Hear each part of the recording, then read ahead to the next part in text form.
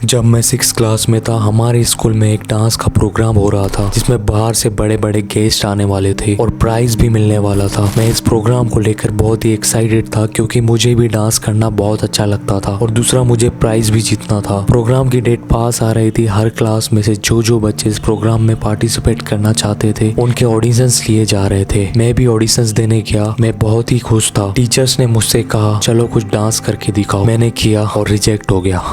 और ये रिजेक्शन मुझे इतना हर्ट हुआ कि उस दिन के बाद से मैंने कभी भी डांस कंपटीशन में पार्टिसिपेट ही नहीं किया, क्योंकि मुझे डर लगता था अगर सब लोगों के सामने मुझे फिर से रिजेक्ट कर देंगे तो मैं तो अपने क्लासमेट के सामने मुंह ही नहीं दिखा पाऊंगा। ये स्टोरी तुम्हें अभी सुनने में बहुत ही मामूली सी लग रही होगी, लेकिन जब ये मेरे साथ हुआ था उस वक्त मैं सिर्फ 8 साल का था और इस इंसिडेंट के बाद से मुझे रिजेक्शन से इतना डर लगने लगा था कि मैं ऐसी किसी भी चीज में पार्टिसिपेट ही नहीं करता था जिसमें रिजेक्शन फेस करना पड़े। मैं अपने कॉलेज में एक लड़की को बहुत पसंद करता था, लेकिन मैं उससे ये बात बोल नहीं पाया क्योंकि मुझे डर लग रहा था कहीं वो मुझे रिजेक्ट ना कर दे। ये रिजेक्शन का डर मेरे अंदर ऐसा बैठ गया था कि ये मुझे ऐसी कोई भी चीज नहीं करने देता था जिसमें रिजेक्शन फेस करना पड़े। लेकिन हम सबकी लाइफ फुल ऑफ रिजेक्शन से भरी पड़ी है। हमें लाइफ में कभी ना कभी रिजेक्शन फेस करना ही पड़ता है। ना चाहते हुए भी हमारे सामने ऐसी कई सारी सिचुएशन आ जाती है जिसमें हमको रिजेक्शन फेस करना पड़ता है। ऐसे ही मेरे साथ भी हुआ। मैं अपने कॉलेज के 3rd ईयर में था और मेरे कॉलेज में 3rd ईयर से ही प्लेसमेंट स्टार्ट हो जाते हैं। जॉब इंटरव्यू का दिन आया और मैं भी जॉब इंटरव्यू देने गया, लेकिन रिजेक्ट हो गया।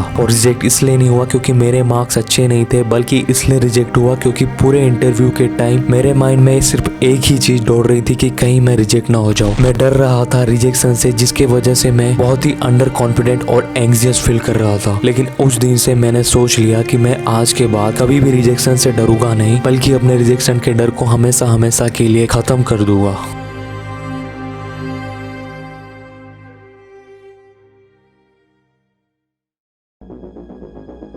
मैंने इंटरनेट पर बुक्स ढूंढना चालू किया जो रिजेक्शन से डील करने में मदद करती हो। मैंने बुक्स को ऑर्डर किया, पढ़ा और अपनी लाइफ में इम्प्लीमेंट किया, लेकिन कुछ फर्क नहीं पड़ा। देन मैंने सोचा यूट्यूब पर इस बारे में कुछ वीडियोस देखता हूँ। मैंने सर्च किया और कई सारी मोटिवेशनल वीडियोस निकल कर आई जिसमें वही घिसी पिटी मोटिवेशनल वाली बकचोदी हो रही थी कि रिजेक्शन तो बिल गेट्स ने भी फेस किया था, मार्क जकरबर्ग ने भी फेस किया था, लेकिन वो कभी रिजेक्शन से डरे नहीं, तो तुम क्यों डर रहे हो। मुझे समझ में आ गया था कि इस टाइप की मोटिवेशनल वीडियोस देखकर तो मैं कभी रिजेक्शन से डील नहीं कर सकता हूँ। मैंने फिर से इंटरनेट पर रिसर्च करना चालू किया और फिर मुझे एक वेबसाइट मिली जिसमें रिजेक्शन से डील करने की एक टेक्निक दी हुई थी और उस टेक्निक का नाम था 100 डेज रिजेक्शन चैलेंज। इस 100 डे रिजेक्शन चैलेंज में 100 दिनों तक कुछ ऐसी वियर्ड चीजें करनी होती है जो आपका फियर ऑफ रिजेक्शन हमेशा हमेशा के लिए दूर कर देती है। उस वेबसाइट पर 100 वियर्ड चीजों की लिस्ट बनी हुई थी जिसमें से कुछ चीजें इस प्रकार से है। स्ट्रेंजर से 500 रुपए उधार लेना, मैकडोनल्ड में जाकर उनके किचन को विजिट करना, पड़ोसी के गार्डन में एक गुलाब का पौधा लगाना। ऐसी ही 100 वियर्ड चीजें उस वेबसाइट पर दी गई थी और चैलेंज ये था कि जब भी आपको इस वियर्ड चीजें करने में रिजेक्शन मिले या नो मिले तो आपको उसे यस में कन्वर्ट करना था। मैंने ये चैलेंज को एक्सेप्ट किया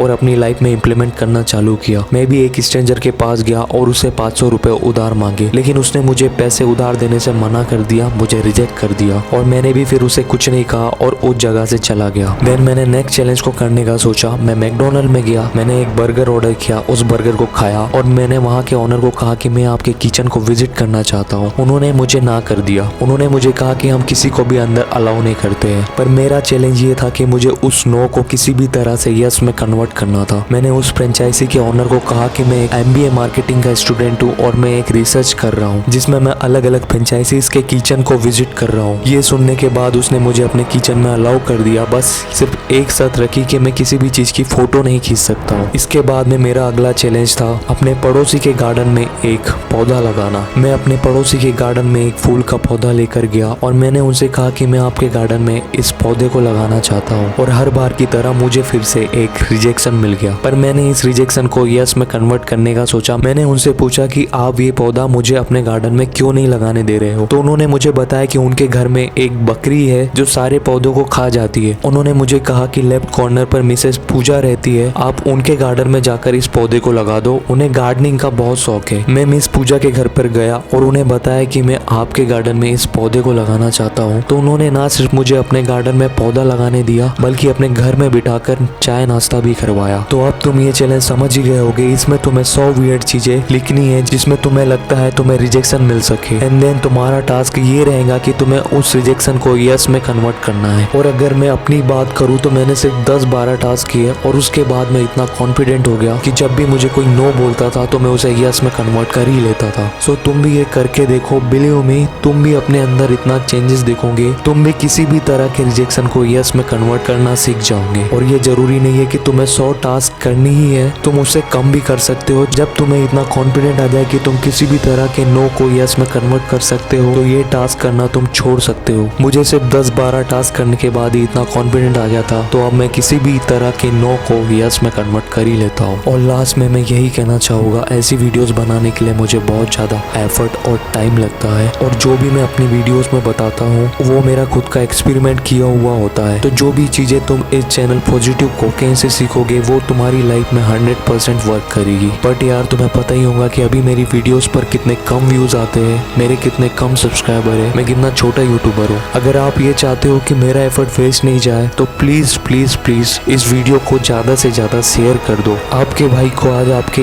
एक शेयर की जरूरत है। प्लीज प्लीज प्लीज ज्यादा से ज्यादा इस वीडियो को शेयर कर दो यार। और आगे मैं बहुत ही अच्छा कंटेंट लाने वाला हूँ जो तुम्हें यूट्यूब पर पहले कभी नहीं दिखा होगा। उसके लिए इस चैनल को सब्सक्राइब कर दो, और ये वीडियो अच्छी लगी हो तो इस वीडियो को लाइक कर दो, कमेंट कर दो, ताकि इस वीडियो को भी थोड़ा बूस्ट मिल सके और ये ज्यादा से ज्यादा लोगों तक पहुंच पाए। मैं मिलता हूँ आप सबसे नेक्स्ट वीडियो में, तब तक के लिए लव यू गाइस।